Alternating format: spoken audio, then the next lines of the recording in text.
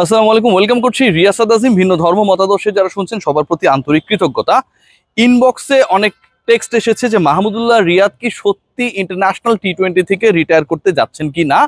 আমি এই ব্যাপারে কতটুকু জানি এবং সেই ব্যাপারটা নিয়ে এই মুহূর্তে এই কন্টেন্ট সব যদি ঠিক থাকে তাহলে আজকে বিকেল সন্ধ্যা নাগাদ বাংলাদেশ সময় Mahmudullah Riyad officially is going to call his retirement. এবং গুরুত্বপূর্ণ ব্যাপার সেটা হচ্ছে এটা নিয়েও কিছুটা দ্বিধাদ্বন্দ্ব রয়েছে। কেন দ্বিধাদ্বন্দ্ব রয়েছে সেই আলোচনাটা আপনাদের সাথে আমি শর্টকাটে করতে চাই। দ্বিধান্বিত হবার মূল যে কারণটা সেটা হচ্ছে অনেক ক্ষেত্রেই আসলে আমরা দেখি যে অ্যানাউন্সমেন্টটা হওয়ার কথা এটা খুবই কনফিডেন্সিয়াল একটা ইস্যুস ছিল, বাট ক্রিকেট বোর্ডের কোনো না কোনো পার্ট থেকে ব্যাপারটা বের হয়ে গেছে। সো এটাকে মাহমুদুল্লাহ রিয়াদ কিভাবে গ্রহণ করবেন সেটা কিন্তু একটা প্রশ্ন। তারপরেও আজকে আমরা ডিসিশন পাবো আশা করছি। মাহমুদুল্লাহ রিয়াদ তিনি হচ্ছে পরের ম্যাচ মানে আগামীকাল যে ম্যাচটা অনুষ্ঠিত হবে সেই ম্যাচ খেলার পরই কি ইন্টারন্যাশনাল টি-20 থেকে রিটায়ার্ড ক্রিকেটার হয়ে যাবেন, নাকি তিনি শেষ যে ম্যাচটা হবে মানে 12 অক্টোবরে বাংলাদেশ ইন্ডিয়ার বিপক্ষে সবশেষ যে টি-20টা খেলবে চলমান সিরিজের সেটা লাস্ট ম্যাচ হবে। এটা নিয়েও কিন্তু একটু আলোচনা রয়েছে, দ্বিধাদ্বন্দ্ব রয়েছে, সেটাও দূর করছি। As per I am informed, Mahmudullah Riyad's last match is going to be the match Bangladesh will play against India on 12th October. So, Mahmudullah Riyad still he is having, যদি ইনজুরি ফ্রি থাকেন, দুইটা match, আগামীকাল একটা, 12 তারিখে একটা, এবং 12 তারিখেই তার আন্তর্জাতিক টি-20 লাস্ট ম্যাচ হতে যাচ্ছে। মাহমুদুল্লাহ রিয়াদের রিটায়ারমেন্ট কল করা আমার কাছে একটু স্পেশাল লাগছে এবং মনে হচ্ছে।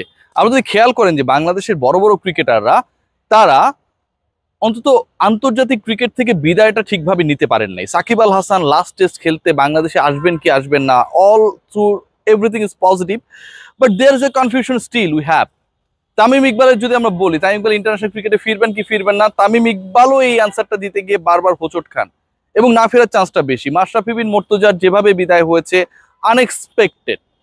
বাকি থাকলো মুশফিকুর রহিম, এবং মুশফিকুর রহিমও ফেসবুকে তার রিটায়ারমেন্ট কল করেছিলেন টি-20 থেকে। So Mahmudullah Riyad he is the only one among those 5 cricketer যিনি মাঠ থেকে অন্তত অ্যানাউন্স করে, অন্তত সিলেক্টরদের জানিয়ে, অন্তত বিসিবিকে ইনভলভ করে আন্তর্জাতিক টি-20কে গুড বাই বলছেন। এটা আমার কাছে মনে হয় বড় একটা অ্যাচিভমেন্ট ফারুক আহমেদের বোর্ডের। হয়েছে কেন? এটা দুটা কারণে হয়েছে। একটা, সিলেকশন প্যানেলে গাজী আশরাফ হোসেন লিপু, হান্নান সরকার, আব্দুর রাজাক এই টাইপের লোকরা রয়েছে। So you can rely on them, এদের উপর ভরসা করা যায়। বায়াসড হয়ে টিম তারা সিলেকশন করেন না, আবার একজন ক্রিকেটারের প্ল্যানটা কি সেটাও তারা জানার চেষ্টা করেন। রিয়াদের ক্ষেত্রে আমার যেটা মনে হয়েছে যে রিয়াদের প্ল্যান কি সেই ব্যাপারটা তারা জানার চেষ্টা করেছেন প্রপার ওয়েতে, যেটা অন্যদের ক্ষেত্রে মিনহাজুল আবেদিন নান্নুর প্যানেল জানতে ব্যর্থ হয়েছে বা ব্যর্থ হবার চেষ্টা করেছে। ফারুক আহমেদ এখানটায় রয়েছেন, কাজ করেন। নাজমুল হাসান পাপনও কাজ করতেন, কিন্তু ফারুক আহমেদ খুবই স্ট্রেট ফরওয়ার্ড এই ইস্যুসগুলোতে and very friendly with the cricketers. আমার কাছে মনে হয় এটা একটা বড় রোল প্লে করেছে টি-20 ক্রিকেটে। Mahmudullah Riyad is a big character. আমরা যদি খেয়াল করি, খুব ইন্টারেস্টিং আরেকটা ব্যাপার আপনাদের সাথে শেয়ার করি, যে মাহমুদুল্লাহ রিয়াদের অফিসিয়াল রিটায়ারমেন্টের পরে আমাদের যে বিগ 5 টপ 5 পঞ্চপাণ্ডব আন্তর্জাতিক টি-20তে এন্ড হয়ে গেল। মাশরাফি 2017-তে এন্ড হয়েছিল। মুশফিকুর রহিমকে আমরা দেখেছিলাম 2022-23-এর ওই সময়টাতে ফেসবুকে স্ট্যাটাস দিলেন। তামিম ইকবাল তিনিও অনেকটা সোশ্যাল প্ল্যাটফর্ম থেকে বিদায় জানিয়েছিলেন আন্তর্জাতিক টি-20কে। সাকিব আল হাসান টি-20কে বিদায় জানিয়েছেন, কিন্তু সেটা আমরা জেনেছি কদিন আগে যে তিনি লাস্ট ম্যাচ যেটা আফগানিস্তানের বিপক্ষে বিশ্বকাপে খেলেছিলেন, that was his last international টি-20 ম্যাচ। মাহমুদুল্লাহ রিয়াদ বাকি ছিলেন, আলোচনা ছিল, তর্ক ছিল, অনেক ধরনের বক্তব্য ছিল, এবং সেই বক্তব্যটা থাকা খুব স্বাভাবিক।